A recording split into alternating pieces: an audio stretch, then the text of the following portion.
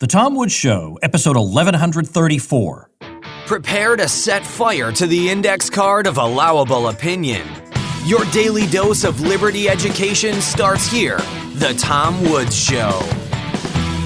Folks, Bob Murphy and I are doing it again. Contra Cruise 2018. You know you want to join us. You've seen how much fun it is. Everybody who's joined us absolutely raves about it. It is the vacation of a lifetime. Check it out at contracruise.com. Hey everybody, Tom Woods here. I think most people who listen to this program have a pretty good sense of why it's a good idea for there to be free speech and free exchanges of ideas on college campuses. But not everyone sees the world quite that way, and a new book makes the argument very compellingly in a way that should appeal, I think, to most people who are reasonable. And I'm not trying to be a jerk about that anybody who disagrees with us is unreasonable. I don't know, maybe I am. I don't know, because the arguments I think in this book are very persuasive, and so I thought I would invite the author to discuss them with us. The book is Speak Freely: Why Universities Must Defend Free Speech, and the author is Keith Whittington, who is the William Nelson Cromwell Professor of Politics at Princeton University. He is the author of many books on American constitutional law, theory, and politics, federalism, judicial politics, and the presidency. He's been a John M. Olin Foundation Faculty Fellow and an American Council of Learned Societies Junior Faculty Fellow and a visiting scholar at the Social Philosophy and Policy Center, among many other credentials. Keith, welcome to the show. Thank you. All right.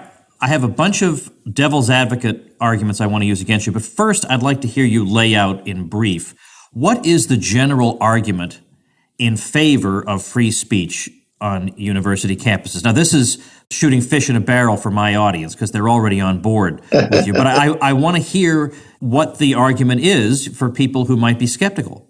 Sure. So the basic argument that I try to construct in the book is that free speech has a particular value on college campuses. So we might care about free speech in lots of other contexts because we care about our ability to hold government officials accountable, for example. But in the particular context of a university, we ought to care about free speech because it helps advance the core goal of a university, which is to pursue the truth and then communicate what it is that we've learned. And if we're going to be able to advance human knowledge, we ultimately need to be able to engage in skeptical inquiry of received truths. We need to be able to engage in wide-ranging arguments to test how strong particular claims are. And so the book tries to emphasize sort of a two-pronged approach to thinking about that. One emphasizes principles that really can be found in John Stuart Mill that emphasizes that importance of truth as importance of free speech as part of a truth-seeking function, that you can't find the truth and you can't really be confident about what it is you know and make your ideas as strong as possible unless you're willing to hear arguments from the other side. And then the second prong really just emphasizes the dangers of empowering censors. And all through American political and legal history, we've struggled with whether or not we can trust, whether it's government officials or campus administrators, with the power to suppress speech that they dislike or find offensive or problematic in various ways. And the hard-won lesson of that experience is you just can't trust anyone with that kind of power in the context of controversial speech because they will use it far more aggressively than we would prefer. All right. From my point of view, one of the main arguments is that if you prohibit speech that you find offensive, well, tomorrow it could be speech that you hold dear that winds up being prohibited, and it's hard to keep control of that. The argument that we need free speech in order to get at the truth, I think, runs into the left progressive objection that surely we have to concede there are some arguments we can't possibly learn from. I really don't need, for example, to relitigate the history of National Socialism in Germany, they would say. I don't need to hear what the pro-argument to that was, and I don't feel intellectually deprived by not sitting there and listening to it. So what's the answer to that? Well, I think there's an element of truth in that, right? That there are things that we have a pretty good handle on, and we don't necessarily want to spend lots of time going back and trying to argue again about, is the Earth really flat? Does the Earth really revolve around the sun? There are some things that we want to move on from rather than have to continue having those arguments. And so that's a reasonable concern in lots of contexts. At the same time, we do need to be willing to be skeptical about even things that we think are probably true. We need to be willing to hear and engage with evidence and arguments that might suggest there are problems with what we already know.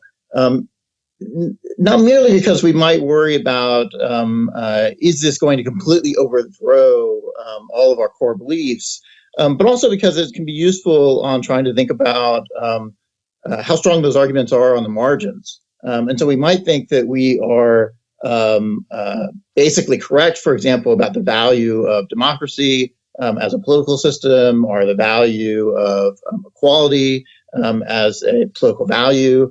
And yet engaging in debate and thinking through those, the arguments for and against those things helps us better understand why we ought to value them. It helps us understand how we ought to modify our arguments about them, where there are weaknesses that we have to think more carefully about. So we may think that at the end of the day, we're not going to abandon democracy. We're not going to be persuaded that we prefer to live in a dictatorship. But we may hear good arguments that help us think through more carefully what exactly do we value about democracy? What exactly does democracy require? And that's useful to be able and willing to hear that. How about this then? Are there any positions that you would say are really beyond debate? Like, for example, if somebody comes along and says, I'll take an example that seems almost preposterous, yet I could probably imagine somebody saying it, that it's legitimate to target children in wartime. In fact, I can think of people who have said that. I know people who have said that. Right. Do I actually have to sit through a debate with that person, or can I say there is some? Or how about somebody who just flat out denies an obvious, not a controversial, but an obvious conclusion of science, just an obvious one? I mean, try to think of one that absolutely everybody in his right mind accepts. Not. Sometimes we get contested points of view where we're told everybody believes it, but not everybody does. But something that everybody believes, like, for example, that air exists. Right. Do I really have, I mean, can't I just say, I just don't see how this enriches campus life? There have to be, surely there are some kind of criteria that we all would agree on. Is the point simply that we're not going to exclude because we don't want to hear dangerous or unorthodox political views? Is that what we're saying? Well, so I think there are sort of several ways of trying to think this through. And so I think as a sort of blanket principle, it's probably not the case that we want to say there are some kinds of claims that are just totally beyond the pale and we're unwilling to engage them at all. There may well be, though, lots of claims, and there are lots of claims that we think are extremely foolish, already well settled, not worth spending our time on. And that may be a different issue. So part of what colleges do is try to winnow through the quality of ideas in order to identify the good ones and exclude the bad ones. And so in particular, that's what happens in scholarship and teaching. The part of why you hire expert faculty is because you think that they have adhered to professional standards and are capable of distinguishing between bad arguments within their areas of expertise and bad information within their area of expertise and good information. And you hope the classroom and scholarship is filled with the good information and largely excludes the bad. But campus also has space for more general public debate that's not guided by those same scholarly norms. And there you might well hear on a college campus arguments that we think are fairly weak, have been rejected in scholarly literature, for example. And nonetheless, students may want to hear, may want to be able to think through more carefully. and want to see what those positions look like. But even then, we probably want to make choices about hearing better and worse versions of those arguments. So if you're going to bring somebody to campus to speak, you want to bring somebody that is able to offer serious ideas that are worth your time to engage with, rather than people that are making trivial arguments.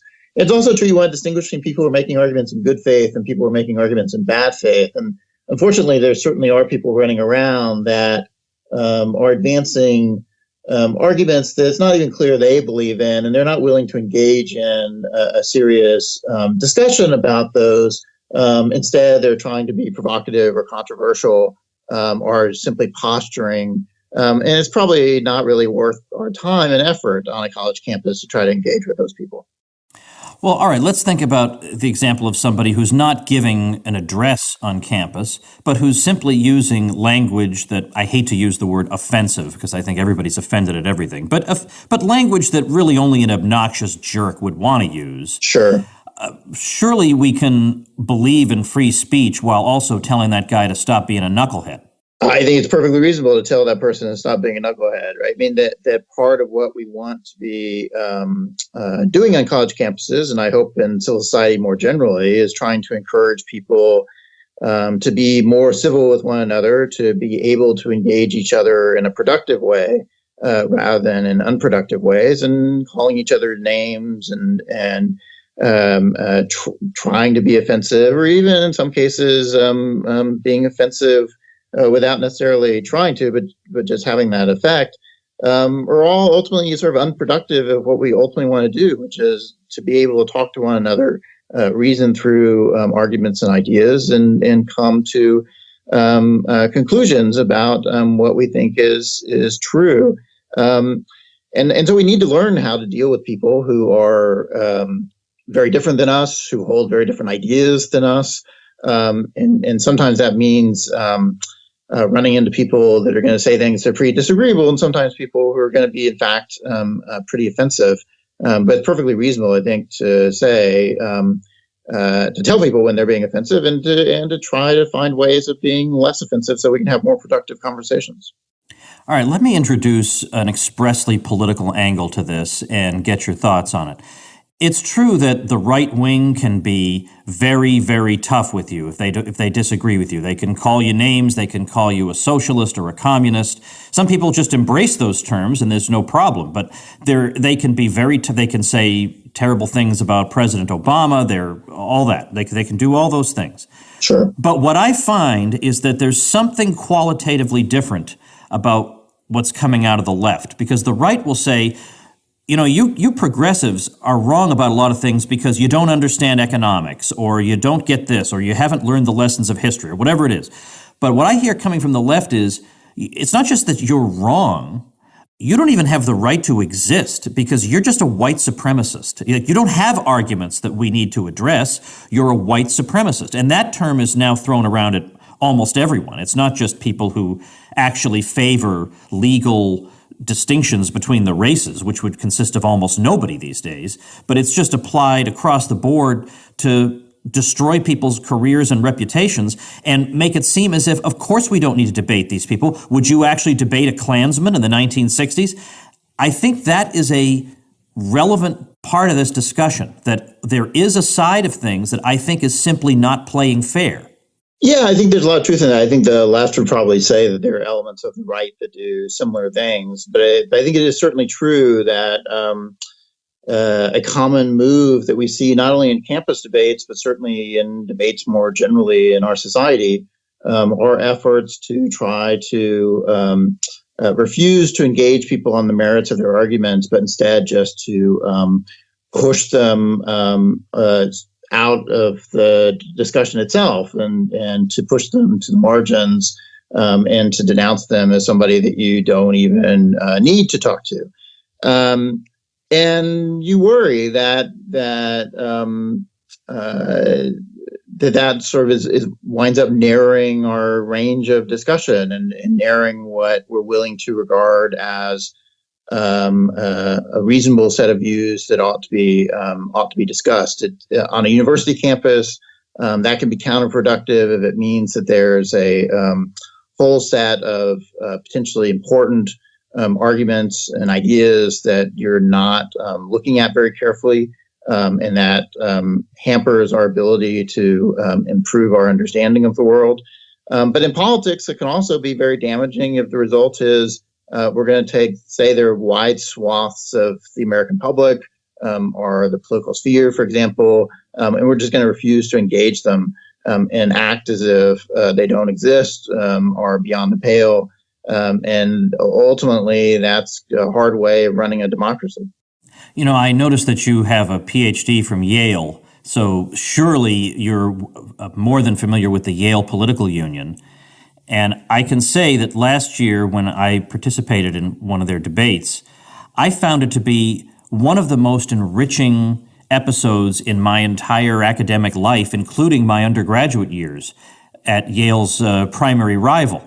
It was tremendous. We debated a controversial topic without acrimony, with a whole lot of fun, with a lot of very bright people who were willing to entertain outside-the-box ideas, the very sort of thing you would kind of think should be happening all over the country and yet isn't. So it's conceivable, it can happen. There's a culture of it at Yale that still persists in the form of the Yale Political Union. Yeah, I think that's right. I mean, there are debating societies at a number of universities. Yale Political Union is quite notable in that regard. Here at Princeton's campus, we have the Whig Clio Society that serves a similar function, and they're extraordinarily useful. In part because they do not only do they provide a forum for debates, and so people can regularly engage with one another, and that's very useful to have on a college campus.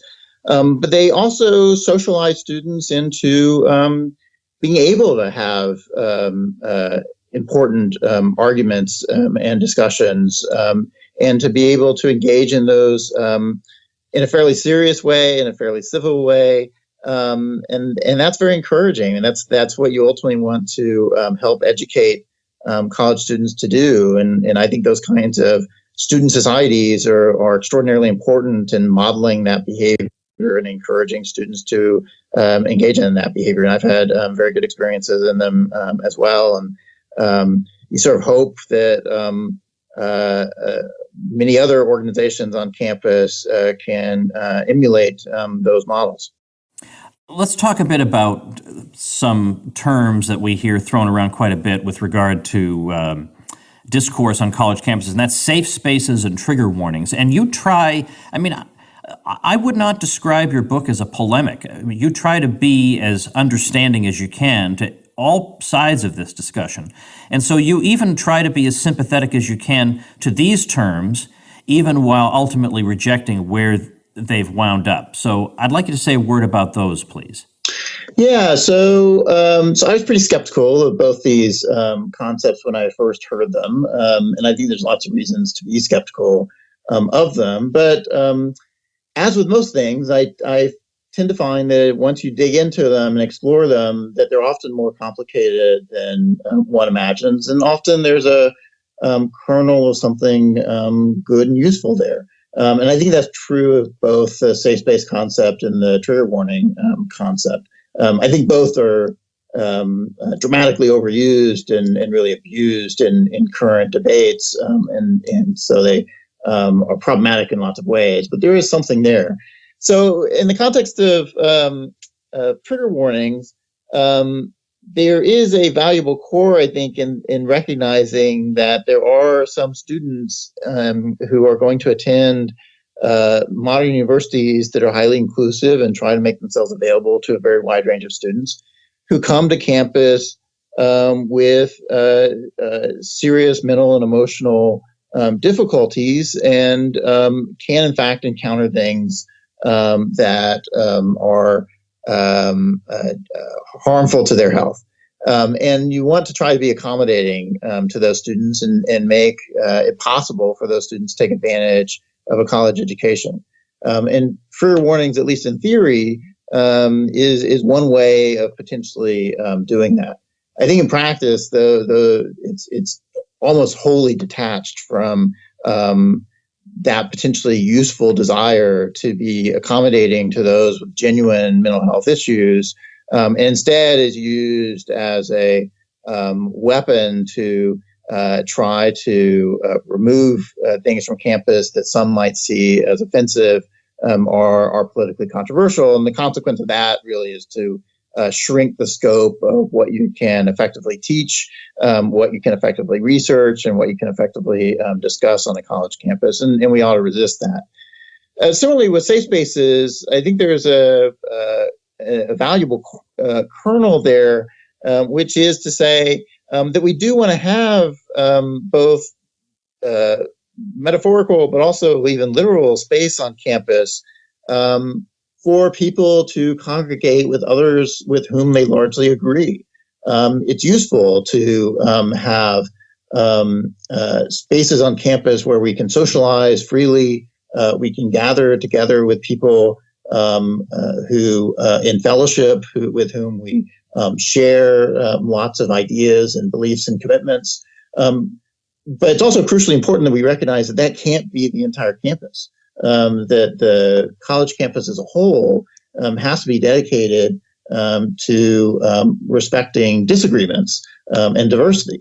And so so if you try to make the campus as a whole a safe space, you're going to be excluding most of what we do on a college campus, which is to debate disagreeable ideas and to disagree among ourselves. But it's reasonable to say that we can carve out limited spaces on campus, or limited kinds of activities on campus, where people who largely agree can get together and share things together in a context in which they don't feel, I hate to use the word threatened, but that's of course the common phrase in this context, that they don't feel threatened by those that are disagreeing with them or are extremely different with them in sort of fundamental ways. How does hate speech fit into this debate? So, of course, hate speech is this sort of a catch-all for lots of different kinds of claims, and is used all the time now to shut down debate on campuses. Part of the problem with it is that it's very amorphous as to what the concept even is supposed to refer to. Different people have different ideas about what they're talking about when they say hate speech, but often it's just used in lots of different ways. So in a very narrow sense, we might think of hate speech as really primarily being applied to sort of personal harassment or threats to individuals. And in those contexts, I think, colleges as well as American society in general ought to be vigilant in trying to stop harassing behavior and threatening behavior between individuals. But it's also used much more broadly to just refer to the expression of some ideas, for example, that are regarded as often racist, but often it's used in a much broader context even than in the context of race, that to address ideas that are seen as potentially demeaning or harmful or damaging to the interest of a wide variety of identities, including race, but also including sexual orientation, including gender, and all kinds of things. And at that expansive level, of course, it has the effect of just shutting down lots of discussion about ideas that are ultimately quite important, that need to be held on a college campus. This book, judging from your scholarly background, represents something of a departure for you, because you normally write about issues pertaining to American constitutionalism, and here you are writing a book about free speech on college campuses. Was there some kind of maybe a straw that broke the camel's back for you that made you say, I've got to write this book? Or has anything happened to you personally? What was the origin of the book?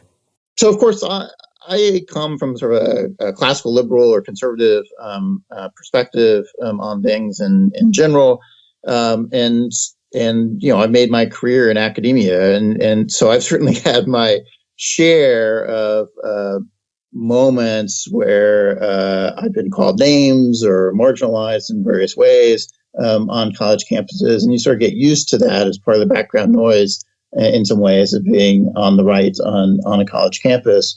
But I do find that over, really the recent years, so not just in the last year or two even, but over the last few years, there does seem to be sort of a growing intolerance of disagreement on college campuses, a shrinking of an appreciation of why we ought to even care about free speech on a college campus. And so, of course, there have been sort of particular episodes that highlight that in particularly visible ways, although I started writing the book a little bit before. For example, Charles Murray got shouted down at Middlebury College, and before the riots at Berkeley surrounding the Milo visit. But there's sort of a steady drumbeat on college campuses of instances in which it's clear that both students and faculty and also college administrators don't always appreciate what it is that universities are even for, and don't appreciate why it is you ought to respect disagreement and be willing to engage with those with whom you disagree. So there are a lot of things I was sort of taking for granted about the way universities would work, and it sort of became evident to me that I should stop taking those things for granted and really need to try to make the case for students, but also for lots of others about why we ought to value universities, what it is we ought to value about universities, and why part of what we ought to value is the possibility of disagreement and debate on university campuses. The book is Speak Freely, Why Universities Must Defend Free Speech by Professor Keith Whittington. Keith, I appreciate your time today and best of luck with this important book. Thank you very much. I appreciate it. And that will do it for today. Now, tomorrow we're going to be talking about the relationship between militarism abroad and its domestic consequences at home. Very interesting topic, featuring Chris Coyne from George Mason University, so don't miss that one. There'd be no chance you'd miss one if you subscribed on iTunes. You just go to tomwoods.com/iTunes, and then you get all the episodes automatically. It's awesome. Right? Awesome. Especially, by the way, this week we did a debate episode 1131, on the Trump tariffs, pro and con. And I thought that was tremendous. A lot of great information came out. Even though the debate was contentious, it still remained gentlemanly and generated a lot of light. And I think if you missed that episode, you really missed out on something special. So go back and listen to episode 1131. That really is what ultimately this show is all about at its best. And why would you want to miss one of these precious gems? So subscribe over at tomwoods.com/iTunes, and I'll see you tomorrow. Become a smarter libertarian in just 30 minutes a day. Visit tomwoods.com to subscribe to the show for free, and we'll see you next time.